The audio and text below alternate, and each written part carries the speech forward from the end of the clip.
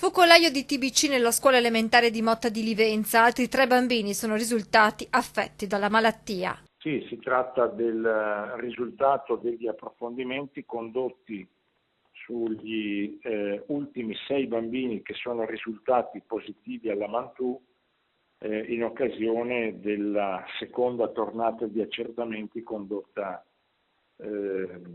qualche giorno fa. Di questi 6 bambini, 3 nelle verifiche TAC, quindi con esami complessi, hanno messo in evidenza una situazione polmonare che raccomanda un trattamento con 3 farmaci.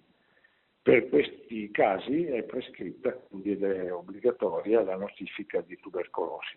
Secondo le linee guida internazionali, l'US-2 qualche giorno fa ha ripetuto il test Mantù su 404 bambini e 72 operatori scolastici che erano risultati negativi nella prima tornata. In 3 adulti e 6 alunni è stata riscontrata una positività. Gli ulteriori accertamenti hanno permesso di diagnosticare la tubercolosi in 3 piccoli. I bambini stanno tutti bene, nel senso che sono totalmente asintomatici, sono seguiti comunque dalla pediatria.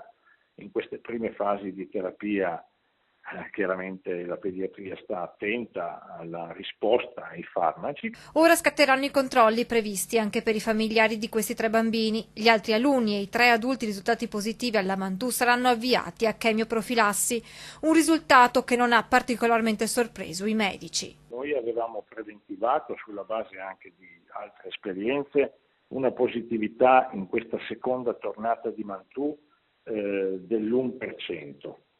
È stata dell'1,5% perché abbiamo trovato 6 casi su oltre 400 bambini.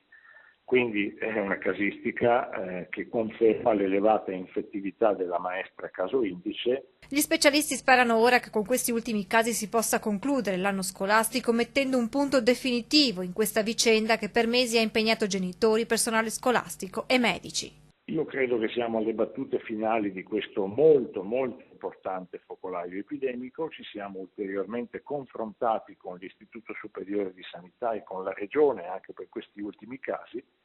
Il quadro è ormai chiaro, si tratta di uno dei focolai epidemici più importanti nel nostro paese dell'ultimo decennio